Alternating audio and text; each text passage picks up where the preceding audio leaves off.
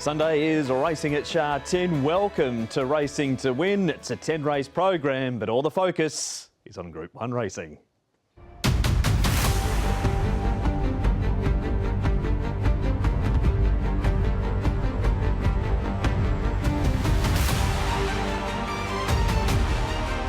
Voyage Bubble goes with him, favourite takes over. Voyage Bubble in front, he is going well, he is going to win the Stewarts Cup. Voyage Bubble. Romantic Warrior boldly strides up to them and McDonald sent him to the lead. He's going a great race. Leader Romantic Warrior, he's clinging on. Romantic Warrior. Straight Aaron's coming after him though. It's Straight Aaron taking over from Sword Point. Straight Aaron.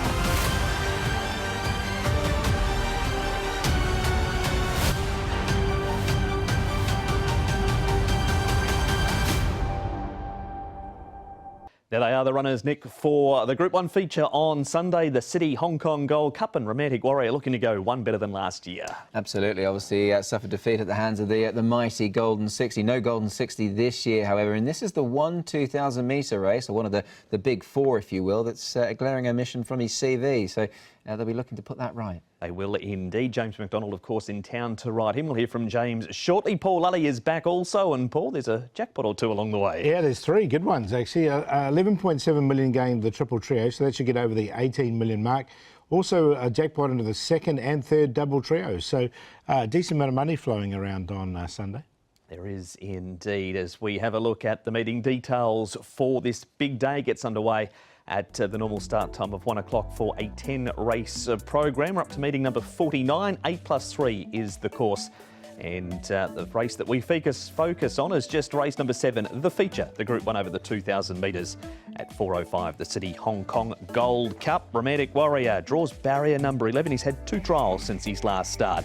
Voyage Bubble comes out of the Stewarts Cup. He won that over the 1,600 metres. Straight Aaron jumps up in trip from the 1,800 to the 2,000. Sword Point does exactly the same. Encountered unlucky last time, was badly held up behind Nimble Nimbus. That was in the Centenary Vars, Nimble Nimbus, as Andrea Azzani aboard for Ricky Yu from barrier number 1. Senor Toba has the visor off and the blinkers going back on, and Champion Dragon has won 3 races, but they've all been over 1,800 metres. Money Catcher Nick, who hasn't got a bad record at the 2,000 metres, he goes straight to his favourite role. Absolutely. Look, he's always a horse who's shown plenty of pace and does like to sit in front. So I imagine that's exactly what will happen once again. Sword Point, I don't think will be too far away as well. He's actually drawn 5, so they might well press forward with him there in the centre. Champion Dragon might be caught deep, encountered, or Romantic Warrior Paul. He's got that tricky draw. He has, and the first spin comes up really quickly. So I'm not sure what James McDonald's going to do. I think he's just going to try and get some cover and hopefully hope for the best.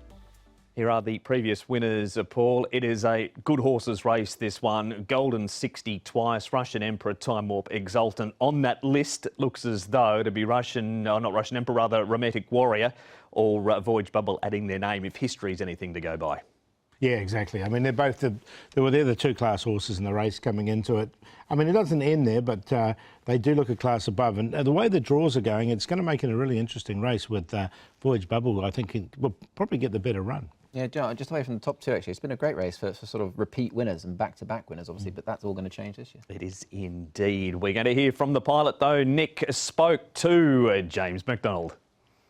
Yeah, for sure. Yeah, always look forward to seeing Romantic Warrior's name in the book, and yeah, he's a star. So yeah, whenever you get close to obviously him returning or coming close to a race, it's always exciting. So yeah, looking forward to it. James, before we divulge on obviously some of the form and what he's going to face, etc., on the weekend, just talking of seeing his name back in the book now, he's fresh up. From your perspective as a rider, I mean, how much better is this horse presented fresh, or is there a time to catch him, do you think? I mean, he's 77 days since we last saw him. Yeah, I think it's a blessing because the reason being is he had a bit of a tough trip up down to Melbourne, and it all come really, really quickly for him. It was well documented that he was probably chasing his tail a little bit when he got there. He missed that vital trial before landing, and the weather wasn't too kind for him, and then all the protocols he had to go through was pretty strenuous on the horse, and he got there. He had a tough enough run first up, and then obviously, arguably one of the toughest races to compete in is the Cox Plate when it's so brutally run, and he won that, and that was just a superb performance. So he travelled back to Hong Kong, where I thought the biggest task he ever had to face as a horse was going to be defending his title in the Hong Kong Cup, and he never let me down. Danny was so proud of the horse. He fought like a caged tiger and got that victory as well. So to be fair to Danny and Peter, they gave him a let up, and I think he was well deserved of that let up because he had a pretty tough campaign over those few months. So it can only be beneficial to the horse coming into this race fresh and coming off a little bit of a freshen up, which he thoroughly deserves. So we know how good he is over 2,000 metres, which is his best distance. And I think it's an absolute blessing coming into this race off a little let up. You obviously were based down here for a bit, James, very recently. You did trial him. You've had a good pair of hands on him since, with Hugh Bowman trialling him as well. He's won both those trials. Did he feel to you after the big win in December that he's as good as ever, maybe if not better, which would be a scary thought? Yeah, for sure. I think his best performance was obviously that Hong Kong Cup, the first one, but that preparation was just unbelievable. Danny mapped it out beautifully and got him there in unbelievably good form. Where the second one was obviously different. He'd come from a travel with all the quarantine issues, but so I don't think he was near his peak, but he still was good enough to win, and that's what champions do. They just find a way, don't they? And he's had a faultless preparation this way through, from what I've been told. I trialled him the first time. He felt tremendous on the dirt, and he did what he had to do. And obviously, Huey's a really good mate of mine, and he's trialled him once before and galloped him as well. And he says he's moving really well, and his win's good. So they're two important factors leading into on Sunday. And so he's come back fresh, he's well, and Danny's really, really happy with him from the text messages I'm getting from Danny and the team. So looking forward to it. We must, of course, touch upon the opposition. Now, you're as good a man as any placed to sort of give your opinion on it, because Voyage Bubble would look to be his biggest danger. You won on him last time out. I guess when it came to perhaps picking between the two, you may have only ever sided one way. But what about Voyage Bubble? I mean, he is very talented, isn't he? Oh, he's very, very good. And when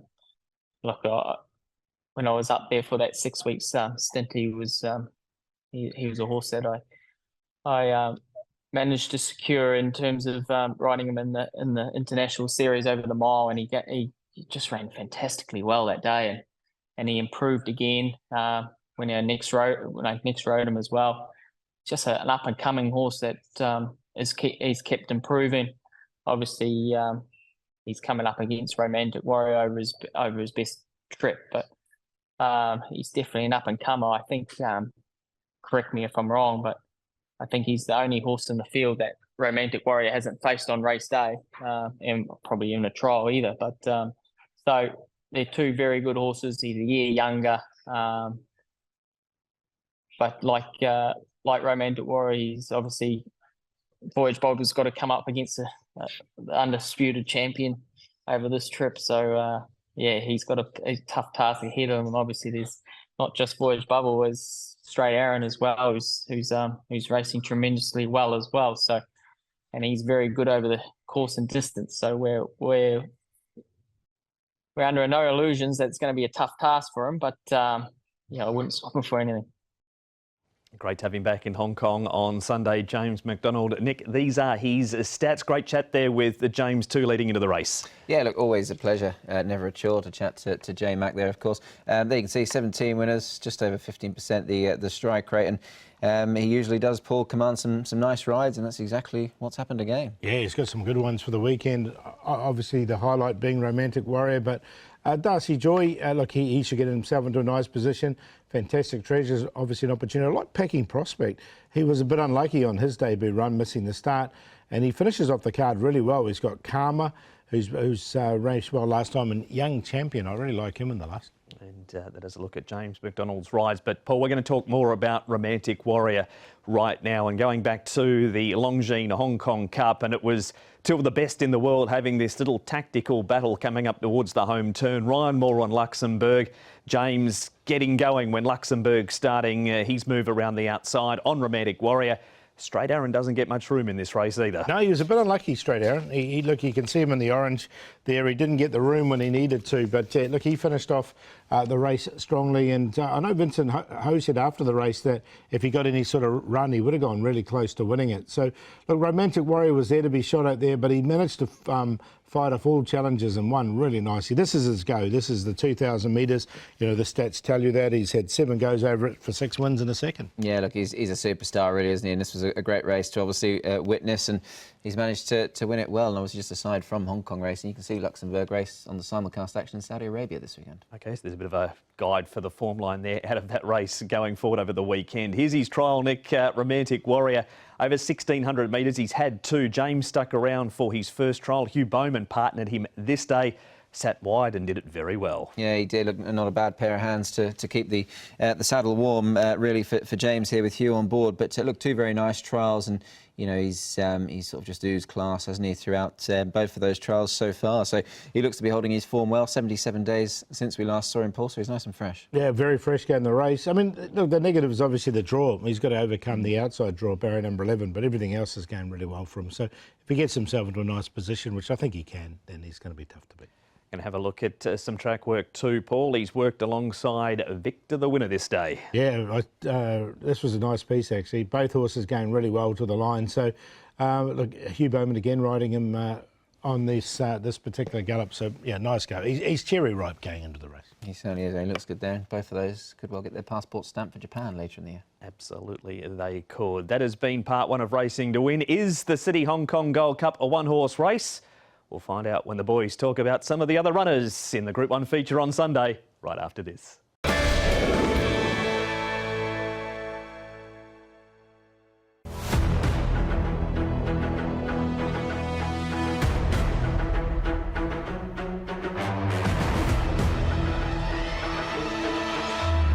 Ready for the Classic Cup.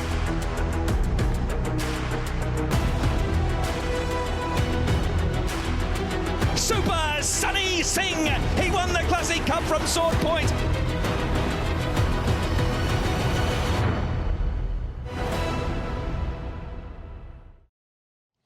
And he's in race number 2 on the weekend is Super Sunny Singh, if you backed him in last year's Classic Cup. The race this year coming up a week on Sunday, the second leg of the 4-year-old series. We are previewing the Group 1 feature at Sha Tin on Sunday, the Citi Hong Kong Gold Cup. We'll get back to that shortly, but the break has just been on, Paul.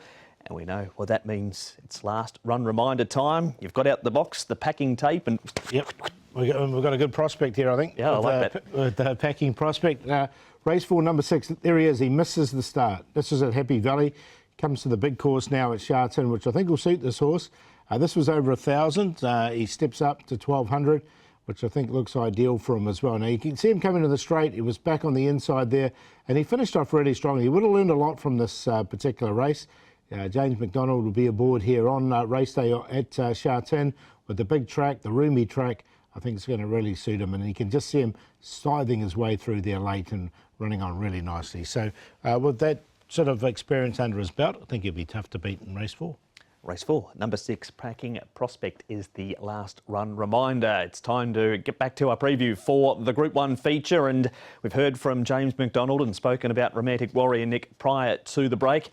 Well, we've got Voyage Bubble here, going back to the 2,000 metres. The only other time he raced over this distance was the day he won the Derby. Beauty Joy also is in this replay, as is Straight Aaron. Yeah, so quite a bit of form, obviously, to take out of the race, notably the winner here, obviously landing this prize at Group 1 level. I mean, look, he's a very smart horse, isn't he? Winner of the mile, winner of the Derby last year. Obviously, there is plenty to discuss of that Derby success. So, look, for me, he's got to prove himself over the trip in a truly run race, which he'll get on the weekend. But he's very talented, Paul, and he's got plenty of class. Yeah, there is a bit of pace, as you say, in this race. There are quite a few horses that like to go forward. He's drawn barrier number 7. I think he can slot into a nice pace. with the Romantic Warrior on his outside. So as such, it gives him that chance, I think, with Romantic Warrior with a better draw. What have you made of his track work, Paul? Here he is working alongside race rival Nimble Nimbus. Yes, and look, everything's going well. Nimble Nimbus has drawn well coming into the race, and he's onward and upwards as well. But look, his track work is very good. The horse is going well, and he's spot on as you'd expect. Yeah, Nimble Nimbus. I mean, there are good prize money to pick up there, finishing third, fourth, fifth. So he's definitely one of those contenders. Absolutely. But we're going to have a look, Nick, at the head-to-head between Romantic Warrior and Voyage Bubble. So they clash here. James McDonald knows both of them very well, and as we heard, he of easy choice rides Romantic Warrior. Yeah, quite. Look, and it was always going to be a bit of an obvious one, but there's the tail of the tape there. 17 starts for Romantic Warrior, the 12 wins, and a whole bundle of prize money as well, and obviously his record over the distance very good. And obviously Voyage Bubble, Paul, I mean, he's really put his hand up now and said, I'm a Group 1 horse. Yeah, definitely. He's going to make a race of it. There's no question about it. But he looks the obvious danger, and I think that's why we're sort of highlighting these two. Zach Person is going to take the ride, Paul, on Voyage Bubble. Here's Zach's recent record, we're going back to 2010 in the Citi Hong Kong Gold Cup, and since 2013, he hasn't finished worse than fifth in the race. Yep, like there's not many big races Zach hasn't won, and obviously he's won this a few times. So look, he's back on Voyage Bubble. He's going to get himself into a nice position. So, as we say, Romantic Warrior will know he's been to the races. Oh, yeah, I certainly agree, and obviously a great ride for Zach to pick up here. Here is that man, Nick, with this man, Zach Purton, talking Voyage Bubble. Yeah, well, he's had one start at the track and distance for a nice win in the Derby, and he's still lightly raced. He's progressive. He's on the way up, and he's an exciting horse for the future here in Hong Kong. He gets his chance against our best mile and a quarter horse. They're both drawn a little bit awkwardly, so they're both going to need a little bit of luck. I haven't spoken to Ricky about how he'd like me to ride the horse yet, but it's a nice pick-up ride, and hopefully I can make the most of it. We leave Voyage Bubble there, Paul, and move on to the Centenary Vase. You mentioned that Nimble Nimbus has a really good draw from barrier number 1. One of your favourites is in this replay too, in Encountered, and he was pretty unlucky this race. Yeah, look away now if you backed Encountered, because he didn't get a run at all on the inside. He was hard held to the line. He's drawn nicely. One thing with Encountered is he's going to get that lovely run from barrier number 2. I think he'll be just behind the pace. He could lead, but I don't think he will. He's more likely to sit behind the pace, and he's in the orange. He doesn't get it at all. Now, Nimble Nimbus had the race run to suit. He comes down the outside, and he wins really nicely. It's whether he can now back that up into this lot stronger race that he's in here. Look, of the two, I'm going to stick with Encounter. I'm going to put him in the numbers because I think he's a Group 3 winner, but look, he had no luck here.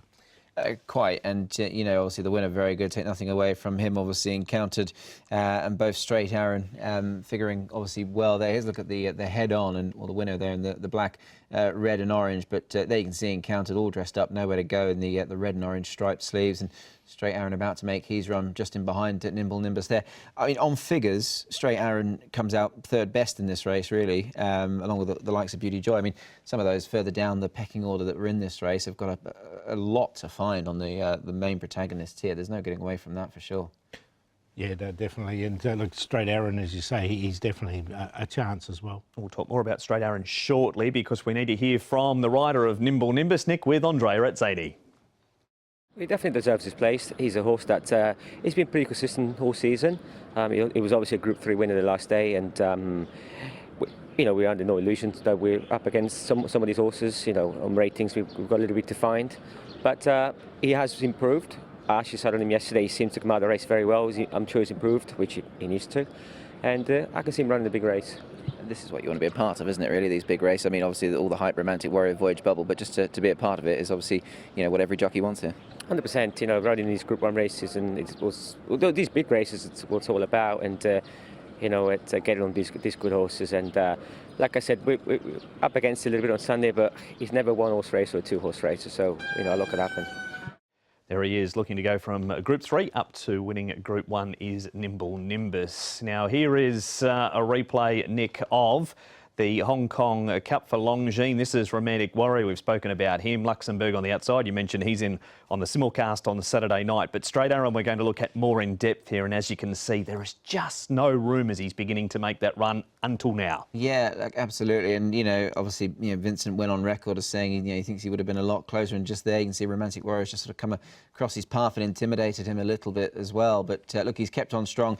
The fact he's finished, well within hailing distance here, 3/4 of a length of Romantic Warrior et al., then he has to come under serious consideration. Oh, definitely. And the 2,000 metres suits him right down to the ground. You can see his track work here. He did a solo piece and with Hugh Bowman aboard, and a really nice piece from him as well. So, again, these horses are cherry ripe going into this race. Yeah, they are indeed. It's going to be a really good renewal of the Citi Hong Kong Gold Cup, but is it Romantic Warrior's race to lose, Paul? I think so. Look, the draw just puts that little element into the race, because if he'd drawn 1, 2, 3, it would have been Goodnight Nurse, I think. But drawing barrier number 11, it just makes it a little bit harder. So, look, I've got him on top to beat Voyage Bubble. Encountered's got the good draw, barrier 2, and then Straight Aaron. So 1, 2, 6, 3 I ended up. Yeah, I've also gone at the top one here, Romantic Warrior. Look, very hard to get away from. Totally agree with what Paul said there regarding the draw. It's only a very short run into that first turn, but if you can overcome that, he's the one they've all got to beat. He's an absolute star, isn't he? In for second, Voyage Bubble will certainly give him a race here. Very fascinating to see how he gets on second go of the trip. But Straight Aaron has to go in. So the 1, 2, 3, the top 3, and 5G Patch down at the bottom. He's got plenty to find on figures, but he's racing well at the moment. Could be a bit of a chance here to fill the frame. 1, 2, 3, 10 for me. It's a 1 and 2 quinilla for both the boys in race number 7 of the Group 1 feature. Now, just a reminder that we've only focused on the one race here on the show, but there's race-by-race analysis available on the website of all 10 races, hkjc.com. Click on audio and video for that. But it's best bet time now, Paul, and what have you come up with? In the last, actually, you've got to come up with a horse here called Young Champion. Only had the one start, ran really good on debut for a really nice second. James McDonald will jump aboard for John Size. And here is that run. You can see him came down the middle. Now, this is over 1,200 metres. He'll step up to 1,400 metres. And the way that he hit the line, you think 1,400 metres at this stage of his career is going to be right down his alley. He did get beaten by Illuminous on the inside, just got worried out of it. But a good run. He'll come on a lot from that debut run. So he's the best. And also only had 2 starts, 18 carat. He's been close to 100 to 1 both starts, but he improved a lot from start 1 to start 2. And I can see him improving once again and giving this field a bit of a fright at a good price. So race 8, number 7, 18 carat. We'll do the play, the race in between, race number 9 with Gorgeous Win. Prawns 11 just had the 1 start, and Ruby Lock back to 1,200 metres. 3, 10 and 14. Yeah, my best bet coming up on Gold Cup Days. Race 6, number 3, Top Scorer. Zach Purton on board for trainer John Size. He's only had the 3 runs. He's run second twice and third, and this was his latest run. Now, he was trying the 1,400 for the first time and had a bit of a tough trip. He had to go back. Zach sort of had to take his medicine, and he saved him for a late run, which he has managed to sustain, and he's kept on quite strongly towards line. I think he's still a bit of a slow burner, and I think he's getting there over this trip and perhaps further in due course. Long shot, race 5, number 1, Holy Power. Fresh up here, Jamie Richards, Antoine Hamlin, a combination that could be worth following. He's back to his only winning trip on Sunday afternoon. And the play, race 7 in the big one, numbers 1, 2, 3, Romantic Warrior, Voyage Bubble, and Straight Aaron. Going from the plane to Group 1 to the best bet in a Class 5. Race 3, number 4, Charmander. He was massive last time. Over the 1,600 metres, he sat wide and he was entitled to give it away. He did not. He ended up running third and can further improve. Crazy Treasures race without luck on race day. He's drawn barrier 13, so he's going to need it again. But his trials have shown he's something there. Chance for Benny Thompson and Mark Newnham. And the play, race 4, 3 Lifeline Express, 6 Packing Prospect, and we'll throw the 12 Crazy Treasure into QQP in race number 4. The diary about what is upcoming for the week ahead. We've got Happy Valley on Wednesday night, trackside live from 6:10, and then Sha Tin, the 3rd of March, the second leg of the 4-year-old series, the Hong Kong Classic Cup, and plenty of contenders for that race. Trialled at Sha Tin yesterday. You can find those trials too on the website. But Sunday is the day, Nick. Romantic Warrior v Voyage Bubble v Straight Aaron v the rest. Indeed it is, yeah, really looking forward to it. And I think if that doesn't get the juices flowing, Paul, I don't know what will. Yeah, Group 1 racing, always good at Sha Tin, so look forward to it. And don't forget that big jackpot too coming up. Get involved. That has been Racing to Win. We will see you for the first of 10 at 1 o'clock on Sunday afternoon.